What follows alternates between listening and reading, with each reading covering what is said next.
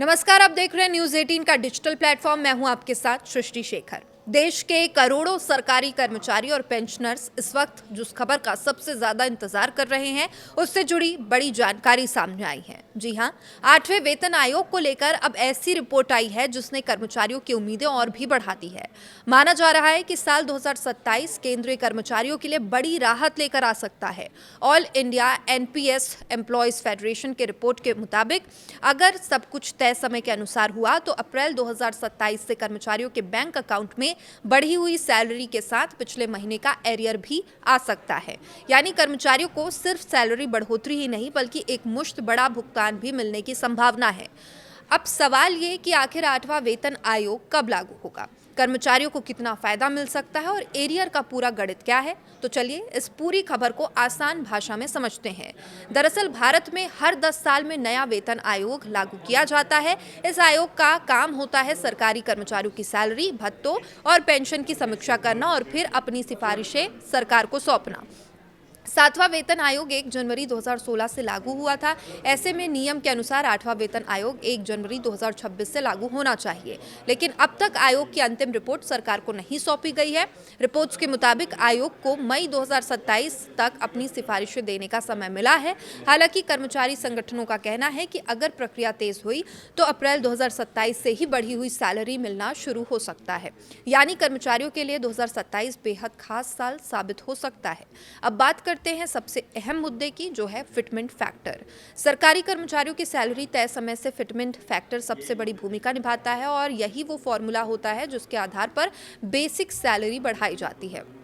7वें वेतन आयोग में फिटमेंट फैक्टर 2.57 रखा गया था और इसी के आधार पर कर्मचारियों की न्यूनतम बेसिक सैलरी 7,000 रुपए से बढ़ाकर 18,000 रुपए कर दी गई थी।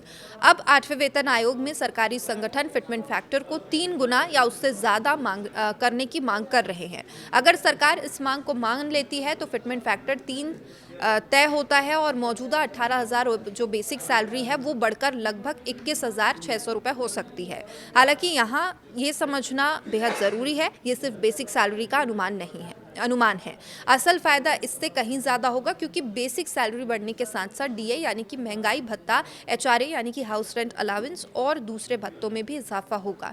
यानी कर्मचारियों की कुल इनहैंस सैलरी में बड़ा उछाल देखने को मिल सकता है और इस समय जब महंगाई लगातार बढ़ रही है तब ये राहत कर्मचारियों के लिए काफ़ी अहम मानी जा रही है। मिडिल ईस्ट में जारी तनाव की वजह से कच्चे तेल की कीमतें लगातार बढ़ रही है और इसका असर पेट्रोल में देखने को मिल रहा है, डीजल में देखने को मिल रहा है और इसके साथ ही घरेलू गैस की कीमतों पर भी साफ असर दिख रहा है। यानी कि इन सब चीज़ों की जब प्राइसेस बढ़ी हैं तो इसके अलावा बाकी सारी चीज़ों पर भी इसका इफेक्ट देखने को मिला है जिसका सीधा असर आम आदमी की जेब पर पड़ रहा है। ऐसे में सरकारी कर्मचारी संगठन लगातार ये दबाव बना रहे हैं कि आयोग जल्द से जल्द अपनी रिपोर्ट सरकार को सौंपे ताकि कर्मचारियों को महंगाई से कुछ राहत मिल सके। अब बात करते हैं उस मुद्दे की जिसका इंतजार कर्मचारियों को सबसे ज्यादा रहता है और वो है एरियर। कई कर्मचारियों के मन में सवाल है कि 8वां वेतन आयोग अगर 2027 में लागू होता है तो जनवरी 2026 से लेकर लागू होने तक के महीनों का क्या होगा। तो यहाँ कर्मचारियों के लिए यही बड़ी खुशखबरी है। भले ही बढ़ी हुई जो सैलरी है वो 2027 में मिले, लेकिन नियम 1 जनवरी 2026 से ही लागू माना जाएगा। यानी कर्मचारियों को पिछले महीने का पूरा बकाया एरियर के रूप में दिया जाएगा। रिपोर्ट्स के अनुसार लगभग 15 महीनों का एरियर कर्मचारियों के खाते में एक मुश्त आ सकता है। तो सोचिए, एक तरफ बढ़ी हुई सैलरी, दूसरी तरफ लाखों का एरियर। ऐसे में कर्मचारियों को बड़ा आर्थिक फायदा मिल सकता है। हालांकि अब एक्सपर्ट्स ये भी कह रहे हैं कि अगर एक साथ ज़्यादा एरियर मिला तो कई कर्मचारियों का टैक्स स्लैब बदल सकता है, इसलिए टैक्स प्लानिंग भी बेहद ज़रूरी होगी।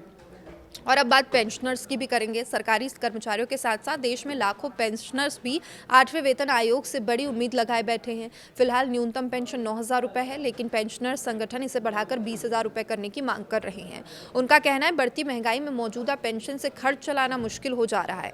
और इसके अलावा कर्मचारी संगठन यूनिफाइड पेंशन स्कीम यानी यूपीएस की जगह पुरानी पेंशन स्कीम यानी ओपीएस को बहाल करने की मांग भी उठ रही है।